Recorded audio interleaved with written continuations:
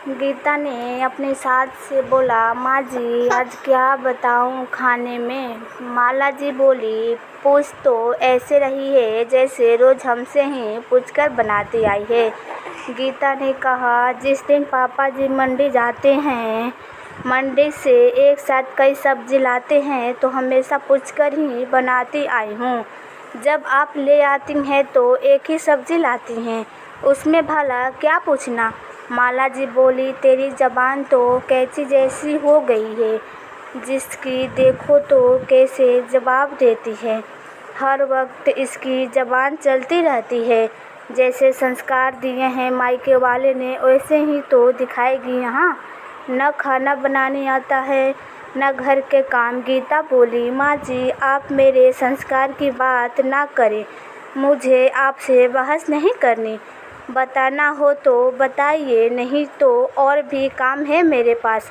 बच्चे आते होंगे स्कूल से। गीता इतना कहकर रसोई घर में चली गई। ये रूपा के ससुराल में रोज़ होता है। उसके और राजू के विवाह को इतने साल पूरे हो चुके हैं। 10 साल तक चू भी नहीं किया गीता ने। बस सुबह से शाम तक सास ससुर देवर ननद पति बच्चों की खातिरदारी में ही लगी रहती है। देवर का अभी पिछले साल विवाह हुआ। देवरानी जी ऐसी आई कि 1 साल में ही सास से तंग आकर देवर के साथ अलग रहने लगी। उसमें भी सास को गीता ही बुरी लगती। माला जी कहती, छोटी बहू रानी पढ़ी लिखी है, नौकरी करती है वहाँ, इसलिए चली गई घर से। कभी उसकी बुराई नहीं की, क्योंकि वो दहेज में गीता से दुगना पैसे जो लेकर आई थी। ऊपर से उसके पिता, बड़े भाई, छोटे भाई सभी सरकारी नौकरी करते थे। जब आते तो हमेशा खूब सामान देकर जाते। माला जी को तो माला जी की जुबान बंद करने के लिए काफ़ी होता। कहकर जाते, माला जी हमारी बेटी नाजुक है, इससे घर का काम नहीं होता, कहिए तो हम नौकरानी लगवा दें। खूब जवाब देती। छोटी बहू पर मजाल है उसको एक सुनाई हो आज तक माला ने, क्योंकि सामान और पैसे के लिए सब कुछ सुनने और सहने को तैयार थी। माला जी दूसरी तरफ बेचारी गीता गरीब परिवार से, पिताजी किसान, एक भाई वो भी मानसिक रूप से ठीक नहीं था। इस वजह से बेचारी को हमेशा ताने सुनने को पड़ते। जब विवाह करके आई तो राजू ने साफ कर दिया, मेरे छोटे भाई बहन अब तुम्हारे बच्चों जैसे हैं, इनके विवाह तक सारी जिम्मेवारी हमें ही निभानी है। गीता भी राजू की बातें पर खरी उतरी, अपने बच्चों से भी ज़्यादा प्यार दिया उसने देवर और ननद को। बच्चों भी उसके विवाह के 8 साल बाद हुए, क्योंकि राजू को लगता था कहीं मेरे भाई बहन की तरफ रूपा का ध्यान कम ना हो जाए। वैसे तो राजू गीता को बहुत प्यार करता था। उसी के सहारे वो माला जी के करेले से भी कड़वी बातों को शहद की तरह घोलकर पीती रही। 1 साल पहले ननद रानी भी घर से विदा हो गई, पर अब गीता जवाब देने लगी थी। अब वो भी अपने शरीर मस्तिष्क को आराम देना चाहती थी। हर वक्त कितना सहे गीता ने एक बात समझ ली थी, आप जितना जुल्म सहोगे लोग उतना ही आप पर जुल्म करेंगे। जिस दिन आपने आवाज़ उठाई उस दिन से कुछ कम हो जाएगा। गीता खाना बना रही होती है और अपनी सोचे में गुम थी, तभी अचानक दरवाजे की घंटी बजती है। माला जी चिल्लाती, सुनाई नहीं पड़ रहा क्या? अब से घंटी बज रही है, बहरी हो गई है, दिखता नहीं मैं पूजा कर रही हूँ। माला जी इतना कहकर अपने जाप करने लगी। गीता दौड़ती हुई आई और दरवाज़ा खोला। अरे सोनम, आप इस समय सब ठीक तो है ना? सोनम गुस्से में, अरे भाभी अंदर भी आने दोगी या सब बाहर से ही पूछ लोगी? सोनम रोती हुई चिढ़कर बोली। अपनी बिटिया की आवाज़ सुनकर माला जी पूजा बीच में ही छोड़कर आ गई। माला जी, सोनम सब ठीक है तो? रात के इस वक्त तू अकेली आई है या दामाद जी भी साथ हैं? सोनम बोली, माँ, अनर्थ हो गया। आपकी बेटी को उसकी सास और पति ने मिलकर धक्का मारकर घर से भगा दिया और कहा जाए अपने मायके, हमें अपनी मनहूस शक्ल मत दिखाना। आज के बाद माला जी, गुस्से में इतनी हिम्मत उन दो कौड़ी के लोगों की? मुझे तो पहले ही पता था वह ऐसे ही है, पर राजू के बापू कहाँ मानते को तैयार थे। कहते बहुत संस्कारी लोग हैं, दिख गए उनके संस्कार। तू रो मत बिटिया, आने दे राजू और तेरे बापू को, फिर देखती हूँ इन लोगों को। गीता बोली, माँ जी, किसी भी फैसले पर पहुँचने से पहले सोनम से पूछ लीजिए कि बात क्या हुआ। सोनम, क्या हुआ? जीजा जी तो काफ़ी सुलझे हैं, सरल स्वभाव के हैं। मुझे नहीं लगता कि वो बेवजह इस तरह से बदतमीजी से बात करेंगे आपसे। माला जी, हाँ हाँ, तुझे तो मेरी सोनम ही गलत लगेगी। जब से आई है बस हम माँ बेटी के ही पीछे पड़ी रहती है। गीता बोली, माँ जी, मैं सोनम से बात कर रही हूँ, आपसे नहीं। तो बेहतर है आप थोड़ा चुप रहें। तो बोलिए सोनम, क्या बात हुआ? सोनम फक फक कर रोने लगी। भाभी, मेरी कोई गलती नहीं, आप ही बताइए, किट्टी पार्टी जाने में भला क्या बुराई है? आजकल सभी लेडीज जाती हैं। मैंने बस इतना कहा, मैं किट्टी पार्टी जा रही हूँ, मम्मी का खाना नौकरानी बना देगी, कोई ज़रूरत हो बता देना। आपके जीजा जी बरस पड़े, कहते दिखाता नहीं माँ की तबीयत कितना ख़राब है। तुम्हारा ये रोज़ रोज़ का बाहर जाकर पैसा खर्च करना मुझे पसंद नहीं। अब आप ही बताइए, उनकी माँ तो हमेशा से ही बीमार रहती हैं, तो क्या मैं अपनी ज़िंदगी जीना छोड़ दूँ? बोलते हैं तुम जब से आई हो घर में नौकरानी का खर्चा, तुम्हारा अनाप शनाप खर्चे इतने हो गए हैं।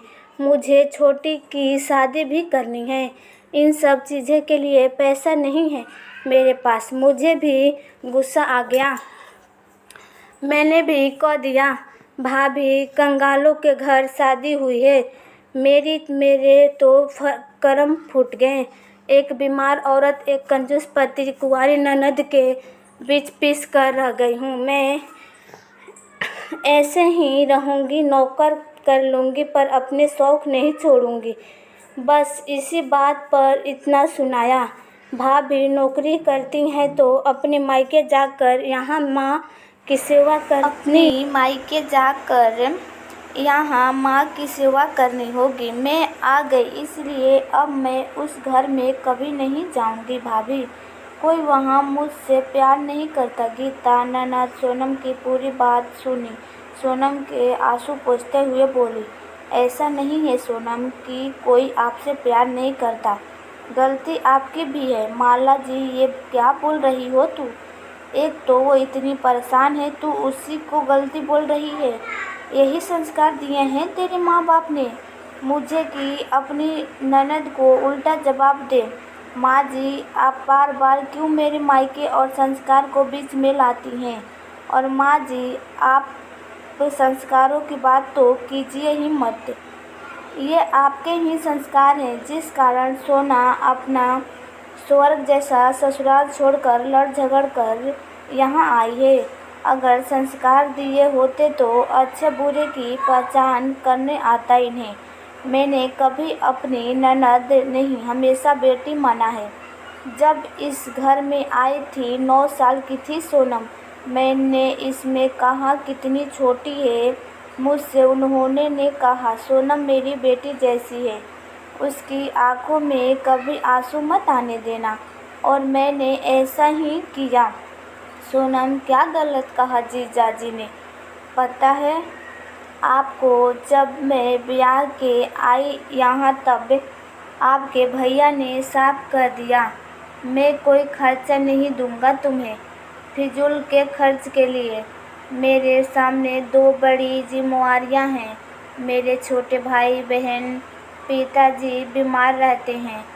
आमदनी का जरिया सिर्फ मेरी छोटी सी नौकरी है। आप लोगों को देखभाल के कारण ही हम लोगों ने कोई बच्चा नहीं सोचा, पर रोज रोज के माँ जी के तन्ने से सहने लगा था। बाझी रहेगी, ये जरूरी कोई कमी है इसमें, तभी बच्चे नहीं हो रहे। अरे हमारे करम फूटे थे जो ऐसी बहू हमें मिली। तब मेरे स्वाभिमान को ठेस पहुंची। मैंने कह दिया आपके भैया से, समाज मुझे जीने नहीं दे रहा, अपना फैसला बदल दो, एक बच्चा कर लेते हैं। आपके भाई बहन की कोई अनदेखी नहीं होगी। तब जाकर गुड़िया मेरी गोद में आई।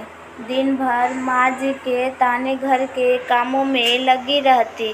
शायद ही कभी मैं बाजार के रुख किया हो।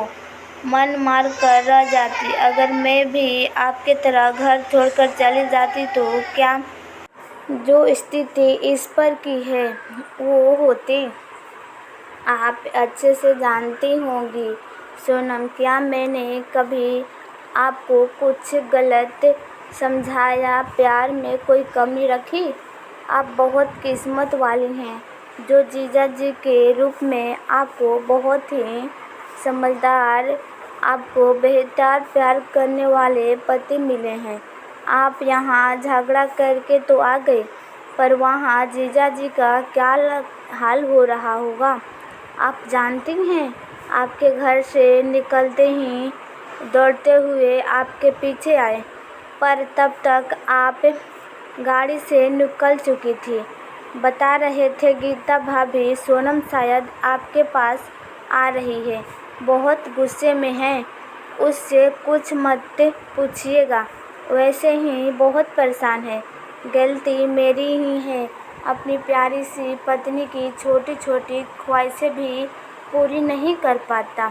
बहुत असफल इंसान हूँ मैं, बस माँ को खाना खिलाकर दवाई देकर आता हूँ सोनम को लेने। सोनम, क्या भाभी, क्या आप सच कह रही हैं? उन्होंने आपको पहले ही बता दिया था?